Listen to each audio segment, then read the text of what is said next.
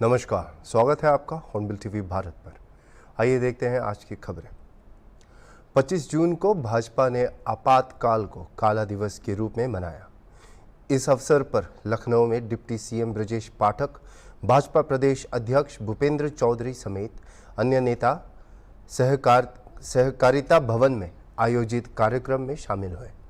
कार्यक्रम के दौरान स्वतंत्रता सेनानियों को सम्मानित किया गया और आपातकाल के दौरान लोकतंत्र की रक्षा के लिए किए गए संघर्ष को याद किया। भाजपा नेताओं ने आपातकाल को भारतीय लोकतंत्र पर काला धब्बा बताते हुए इसे याद रखने और इससे सीख लेने का आग्रह किया। आदरणीय अशोक वाजपेयी जी, लोकतंत्र सेनानी हमारे अभिभावक आदरणीय भरत दीक्षित जी, प्रदेश के उपाध्यक्ष आदरणीय प्रियंका त्रिपाठी जी, विश्वविद्यालय के दिनों से हमें अपना आशीर्वाद देने वाले लोकतंत्र सेनानी, बहुत ही वरिष्ठ नेता आदरणीय राजेंद्र तिवारी जी, पूर्व अध्यक्ष आदरणीय मनोहर सिंह जी, प्रदेश मंत्री आदरणीय बहन मीना चौबे जी, हमारे विश्वविद्यालय दिनों के साथी वरिष्ठ नेता रमेश तूफानी जी, संचालन कर रहे पुष्कर शुक्ला जी, आदरणीय रमाशंकर त्रिपाठी जी, सामने बैठे सभी हमारे लोकतंत्र सेनानीगण, रजनीश गुप्ता जी, उपस्थित सभी भाइयों तथा बहनों, पत्रकार मित्रों, 25 जून का जब दिन आता है तो हम सबके मन में एक ऐसा दुखद विचार सामने आता है। वो यातनाओं भरे दिन हमें अच्छी तरह याद है, जब अपने वरिष्ठों के साथ हम बैठते हैं, लोकतंत्र सेनानियों के साथ बैठते हैं, आदरणीय राजेंद्र तिवारी जी के साथ बैठते हैं, तो पता चलता है कि भारत के अंदर आजादी के बाद 25 जून को 1975 को नागरिक सुविधाएं ध्वस्त कर दी गई थी, भारतीय संविधान को ताक पर उठाकर रख दिया गया था, प्रेस की आजादी को छीन लिया गया था, आपके ऊपर सारे प्रतिबंध लगा दिए गए थे, नागरिक अधिकार समाप्त हो गए, कुछ भी बोलने की आजादी नहीं थी। हमें अच्छी तरह याद है, उस समय के बुजुर्ग बताते हैं, हम लोग तो बच्चे थे कि जेलें भर दी गई थी, जो भी कांग्रेस पार्टी के विरोधी दल के नेता थे उनको जेल में यातनाएं दी गई थी, परिवार के बच्चों तक से मिलने नहीं दिया जाता था, खाने के भी लाले पड़ गए थे। जो हमारे बुजुर्ग जेल के अंदर बंद थे उनको ऐसी ऐसी यातनाएं दी गई थी पुलिस के द्वारा तो उनके नाखून क्लास से निकाल लिए गए थे। आज ऐसे दुखद दिन पूरे देश के अंदर भारतीय जनता पार्टी काला दिवस के रूप में मना रही है। हम सब इसकी घोर निंदा करते हैं। कांग्रेस पार्टी को देश से माफी मांगनी चाहिए, बच्चे से माफी मांगनी चाहिए, जन जन से माफी मांगनी चाहिए कि देश के अंदर पहली बार नागरिक अधिकारों का यदि हनन हुआ था तो कांग्रेस पार्टी ने देश के अंदर नागरिक अधिकारों को समाप्त करने का काम किया था। चलिए आज 25 जून है। भारतीय जनता पार्टी पूरे देश के अंदर, पूरे प्रदेश के अंदर काला दिवस मना रही है। 25 जून 1975 को कांग्रेस पार्टी ने देश में इमरजेंसी की घोषणा की थी, आपातकाल लगाने का काम किया था, नागरिकों के अधिकार छीन लिए गए थे, प्रेस की आजादी का गला घोट दिया गया था और जेल में विपक्षी नेताओं को ठूंस दिया गया। जेल के अंदर उन्हें पुलिस द्वारा विभिन्न यातनाएं दी जा रही थी, लाठी डंडों से पीटा तो जाना छोटी बात थी, बेलन चढ़ा दिए गए थे, शरीर को पूरी तरह से काट पीट दिया गया था, क्लास से नाखून निकाल लिए गए। आज भी जब हम लोकतंत्र सेनानियों से उनकी पीड़ा सुनते हैं तो आंखों में आंसू आ जाते हैं। कांग्रेस पार्टी को अपने कृत्यों के लिए लगातार माफी मांगनी चाहिए। देश उन्हें कभी माफ नहीं करेगा इमरजेंसी के। छत्तीसगढ़ के गृह मंत्री और प्रदेश के उप मुख्यमंत्री विजय शर्मा अपने पहले बिलासपुर यात्रा के दौरान भाजपा कार्यालय पहुंचे, जहां उन्होंने पार्टी पदाधिकारी और कार्यकर्ताओं से मुलाकात की। इस दौरान प्रदेश के गृह मंत्री विजय शर्मा ने पत्रकारों से चर्चा करते हुए कहा कि बिलासपुर उनके लिए घर के समान है। कार्यकर्ता और संगठन में काम करने के दौरान उनके कई बार बिलासपुर आना जाना होता था। वहीं प्रदेश में नक्सलवाद को लेकर गृह मंत्री ने कहा कि देश के गृह मंत्री अमित शाह छत्तीसगढ़ से नक्सलवाद को खत्म करने को लेकर गंभीर है।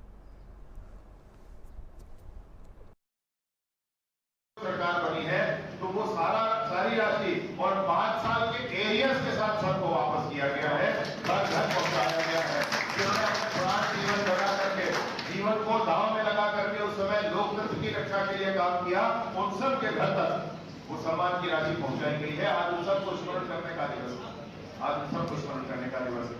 मैं आप सभी भारतीय जनता पार्टी के कार्यकर्ताओं से निसंदेह एक बात जरूर कहना चाहता हूँ, ये जो सरकार बनी है, ये आपने बनाई है छत्तीसगढ़ में विष्णुदेव जी की सरकार, इस सरकार को कौन चलाएगा? इस सरकार को कौन चलाएगा? ये क्या कैबिनेट चलाएगी, मंत्रिमंडल चलाएंगे, नेतागण चलाएंगे? ये सरकार भारतीय जनता पार्टी के कार्यकर्ता चलाएंगे, भारतीय जनता पार्टी के कार्यकर्ता चलाएंगे। ये आपकी अपनी सरकार है। भाजपा के कार्यकर्ता गांव-गांव तक जन सेवा। और एक नारा आज अभी भी शेष है कि जो कश्मीर हमारा है वो सारे का सारा है। ये सिर्फ नारा नहीं है, ये सिर्फ नारा नहीं है, हम सब राजनीतिक कार्यकर्ता हैं। यही वो जहाँ पर मैं युवा मोर्चा के प्रदेश अध्यक्ष बनने के बाद आया था, तो यहीं पर सारे कार्यकर्ताओं से मेरी मुलाकात हुई थी और उस दिन मैंने कहा था कि संगठन बड़ा होता है, मुर्गे को ये भान नहीं होना चाहिए, अभिमान नहीं होना चाहिए कि मेरे बांध लेने पर सूरज निकलता है। ये अभिमान मुर्गे को नहीं होना चाहिए, हमारा संगठन बड़ा होता है। मैं आपसे निवेदन पूर्वक आज पुनः ये बात कहना चाहता हूँ, कि भाजपा के कार्यकर्ता हैं। पीढ़ियां हमारी बदल जाती हैं, परंतु हमारा संकल्प नहीं बदलता है। भाजपा के कार्यकर्ताओं ने सोचा था कि जब जम्मू कश्मीर से अनुच्छेद 370 खत्म करने का काम तब हुआ। मुंबई क्राइम ब्रांच की टीम आज वलसाड जिले में बच्चा चोरी के एक मामले की जांच करने पहुंची। उन्होंने आजीविका कमाने के लिए पुल के नीचे गुब्बारे बेचने वाली एक महिला को संदिग्ध रूप से पकड़ लिया। देश भर में बाल तस्करी नेटवर्क की जांच करते समय मुंबई पुलिस को विशाखापट्टनम की एक लड़की का सामना करना पड़ा, जिसका संबंध मूल रूप से वापी से था। वापी में मुंबई पुलिस द्वारा गिरफ्तार की गई महिला ने अपना बच्चा बेचने की बात कबूल की और उसके पास से 6 और बच्चे पाए गए। मुंबई पुलिस यह पुष्टि करने के लिए लड़की और उसकी कथित मां का डीएनए परीक्षण कराएगी कि क्या महिला ने किसी और का बच्चा चुराया और किसका बच्चा है। व्यापक जांच के बाद आगे की जानकारी सामने आएगी। मैडम, आपका गुड नेम, पूरा नाम? मेरी और देखिएगा। सब इंस्पेक्टर पल्लवी कोतवाल। क्या हादसा हुआ है? एक्चुअली मुंबई में एक केस हुआ था कि इलीगल तरीके से बच्चों को बेचा जा रहा था, तो वो हम 26 अप्रैल से उसकी जांच कर रहे हैं। तो इसमें पता चला है कि वापी के भी एक औरत ने उसका बच्चा बेचा है, तो इसके लिए उसको पूछताछ के लिए हम मुंबई उसको लेके जा रहे हैं पूछताछ करने के लिए। कहाँ से बच्चे को बेचा गया? इधर से अभी उसने बेचा है एक औरत को, तो वो बच्चा हमको रेस्क्यू किया है हमने विशाखापट्टनम से। कितने में बेचा है? लगता है उसने मतलब हमको पता चला है कि 4 लाख में वो बच्चा बेचा है। अभी तो पूछताछ करेंगे और पता चलेगा कि और क्या है, इसका है या नहीं है और कुछ किसका है, वो तो पता ही चल जाएगा उसमें। महिला का नाम क्या है और उसके कितने बच्चे हैं अभी पता चला है? महिला का नाम गुड़िया बानो खान है और पता चला है कि उसके अभी भी 6 बच्चे हैं और जो 7वां था वो उसने बेच दिया है। ऐसा लगता है कि शायद वो न भी हो, दूसरा के चुराया हो, ऐसा तो हो सकता है? हो भी सकता है, ऐसा कुछ बता नहीं सकते। अभी डीएनए टेस्ट करेंगे तो पता चलेगा उसका है और दूसरा किसी का है। वो लड़की थी या लड़का? वो लड़की थी। अच्छा। और बच्चे महिला को कहाँ से गिरफ्तार किया गया? अभी वो तो इधर फुटपाथ पे ही मिली है हमको, ढूंढते वापी से मिली है, तो हमको उसको पूछताछ के लिए लेके जा रहे हैं। अभी पता चलेगा, अगर उसका है तो फिर उसको गिरफ्तार करेंगे, अगर नहीं है तो फिर उसको छोड़ दिया जाएगा। महाराष्ट्र पुलिस का अभियान है कि कुछ अभी कोई बच्चे को ढूंढे? अभी एक्चुअली केस हुआ है तब से हमने टोटल 9 बच्चे रेस्क्यू किया है। तो उसके बाद हैदराबाद में ऐसे हुआ था, उन्होंने भी बच्चे रेस्क्यू किए हैं। अभी जो भी कुछ बच्चे हमको मिलेंगे वो भी हम रेस्क्यू कर रहे हैं। पैसे के लेन देन के मामले में सिद्धपुर के एक व्यापारी का अपहरण कर लिया गया था। इस मामले में सिद्धपुर पुलिस ने तेजी से कार्रवाई करते हुए वारदात को कुछ ही घंटों में सुलझा लिया। अपहरणकर्ता व्यापारी को फॉर्च्यूनर कार से ले गए थे। पुलिस ने तुरंत कार्रवाई करते हुए आरोपी को पकड़ लिया और इस मामले में शामिल 9 में से 8 आरोपियों को पुलिस ने गिरफ्तार कर लिया है। पुलिस की इस त्वरित कार्रवाई से व्यापारी को सुरक्षित बचा लिया गया और मामले की गहराई से जांच की जा रही है। આ કામમાં હકીકત એવી છે કે ગઈકાલે રાત્રે સિદ્ધપુર જકાત નાકા નજીક આ કામના જે ફરિયાદી છે આર્યન યુસુફ ખાન પઠાણ રહે વડનગર જિલ્લો મહેસાણાવાળા કે જે પહેલા મહેસાણા રહેતા હતા અને તેમને ઇરફાન ખાન ઈશાકભાઈ સિંધી સાથે મિત્રતા થયેલી હતી અને આના દ્વારા એમને કેવલ મોદી નામના એક વ્યક્તિ સાથે મિત્રતા થયેલ, જેથી આ ફરિયાદી આર્યન ખાન છે એમને કેવલ મોદી પાસેથી ક્રિકેટનો સટ્ટો રમવા માટેની આઈડી રૂપિયા 50,000 ખરીદ કરેલ। ત્યારબાદ આર્યન ખાનને આમાં ખોટ જતા એ પૈસા નહીં ચૂકી શકેલ અને આ પૈસા આરોપી કેવલ મોદીને લેવાના બાકી નીકળતા હતા। ગઈકાલે ઇરફાને ફરિયાદી આર્યનને ફોન કરી અને મળવા માટે બોલાવેલ, પરંતુ ફરિયાદી મળવા માટે ગયેલ નહીં અને ત્યાંથી એ અને તેના મિત્ર જાવેદ એક સ્વિફ્ટ ડિઝાયર ગાડીમાં સિદ્ધપુર જકાત નાકા નજીક આવેલ। આમની આરોપીઓને ખબર પડતા આરોપીઓ પ્રથમથી જ ગુનાહિત કાવતરું રચી અને અપહરણ કરવાના ઈરાદે આવેલ હોય તેઓની પાસે રહેલ 2 ફોર્ચ્યુનર ગાડી અને એક થાર ગાડીથી આ ફરિયાદીને સ્વિફ્ટ ડિઝાયર ગાડીને એમને પીછો કરેલ અને સિદ્ધપુર પોલીસ સ્ટેશનની હદમાં તેમણે ફરિયાદીની સ્વિફ્ટ ગાડીને ટક્કર મારી અને ફરિયાદીની સ્વિફ્ટ ગાડીને ધોકાથી નુકસાન પહોંચાડી ફરિયાદી આર્યન ખાનને એક ફોર્ચ્યુન ગાડીમાં अपहरण करी अने लई गયેલ। ત્યારબાદ જે ફરિયાદીનું અપહરણ થયેલ અને તેમની સાથે એક બીજી થાર ગાડી પણ હતી, જેથી બીજા જે મિત્ર છે ફરિયાદીના એમણે બાઇક વચ્ચે મૂકી અને થાર ગાડીને એમને અપહરણકારોને રોકવાનો પ્રયત્ન કરતા થાર ગાડીએ બીજી એક મોટરસાઇકલને ટક્કર મારેલી। આ સમગ્ર ઘટનામાં કુલ અપહરણકારો પાસે 3 વાહનો સંડોવાયેલા છે, જેમાં 2 ફોર્ચ્યુનર ગાડી, એક થાર ગાડી અને એક મોટરસાઇકલને નુકસાન પહોંચાડેલું છે। ફરિયાદીની ગેરકાયદેસર અટકાયત કરી અને તેને ગળદાપાટુનો માર મારી અને તેનું અપહરણ કરેલ છે।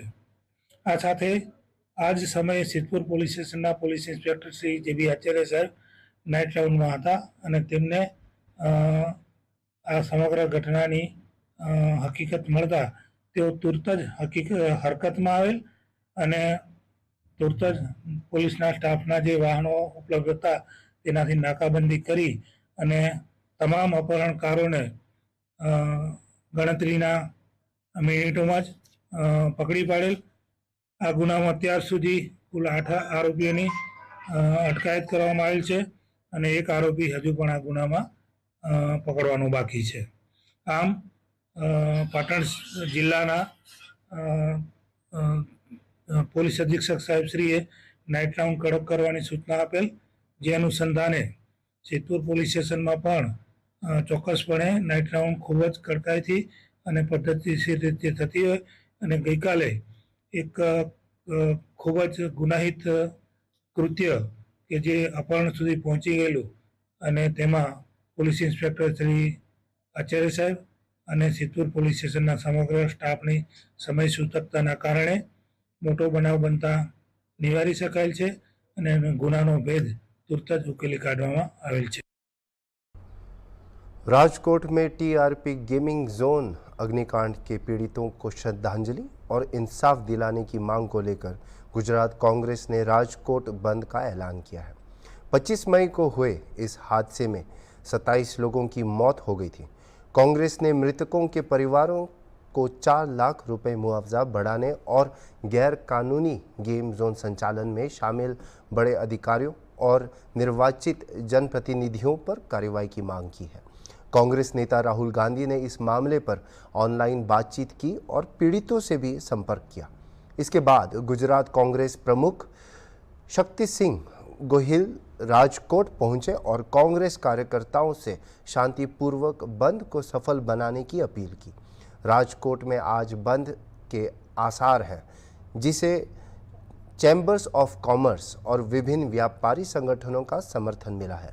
कांग्रेस का कहना है कि यह बंद राजनीतिक नहीं बल्कि मृतकों के परिवारों को इंसाफ दिलाने के लिए मानवीय कदम है। राज्य सरकार द्वारा गठित एसआईटी और एंटी करप्शन ब्रांच की जांच में राजकोट नगर निगम के अधिकारियों की संपत्ति के मामले में अनियमितताएं सामने आई हैं। हाई कोर्ट में भी इस मामले की सुनवाई चल रही है। राजकोट पुलिस ने शांति बनाए रखने के लिए बंद करवा रहे कार्यकर्ताओं की धरपकड़ भी की है। બરાબર કરી લીધી. અરે ભાઈ સાગઠિયાના બોસ પણ છે ને હતા ને, શું કરતા હતા એ બધા? કેમ એના સુધી તપાસ નથી જતી ભાઈ? નાની માછલીઓ નહીં મગરમચ્છો પકડાય તો જ એની ધાક ઊભી. અને એવી ધાક ઊભી થશે તો આખા ગુજરાતમાં મારા કોઈ નિર્દોષનો ગુજરાતીનો જીવ દીકરો દીકરી કે કોઈ પણ સાથીનો નહીં જાય, કારણ કે તંત્ર સચેત હોય. બંધારણમાં આપણા લોકોના જાનમાલની સુરક્ષાની જવાબદારી સરકાર માટે. પણ નથી કહેતો કોઈ નિર્દોષ હોય, ખોટું કામ કરનારો દોષી જ છે, પણ એ ખોટું કામ કરે અને જેની જવાબદારી છે ન ચલાવવા દેવું જોઈએ, ચલાવવા દે. મોટા મોટા अधिकारियों હવે જ્યાં કમિશનર જાય, જ્યાં કલેક્ટર જાય, જ્યાં नमस्कार, बताइए।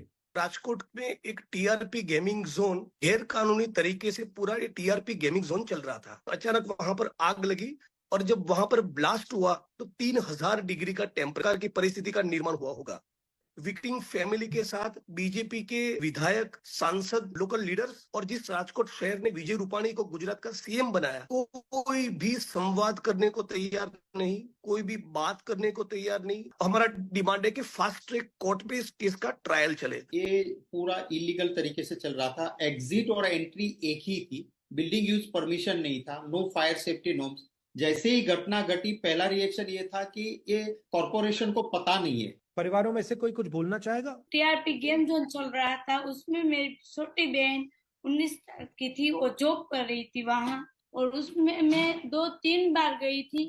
वहाँ फायर सेफ्टी का कोई भी सामान नहीं था, कोई फायर सेफ्टी नहीं थी। कोई हमारे घर आके किसी ने हमें ऐसे बोला भी नहीं कि आप कैसे हो, आप पे क्या बीत रहे, आपका सर्जन चला गया, उसके बारे में भी किसी ने कोई नहीं बोला। ये जो 15 ब्लास्ट हुआ मिनट था, से ये कोई गैस था या क्या था? ये किसके कारण हुआ? बिजली के कारण हुआ था? इसमें 1500 लीटर तो पहले सर वहाँ पेट्रोल था, हाँ। 2000 लीटर केरोसिन था।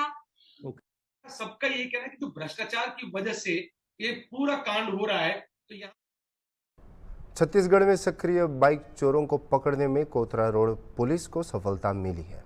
पुलिस ने चोरी की 60 मोटरसाइकिल के साथ 3 आरोपियों को गिरफ्तार किया है।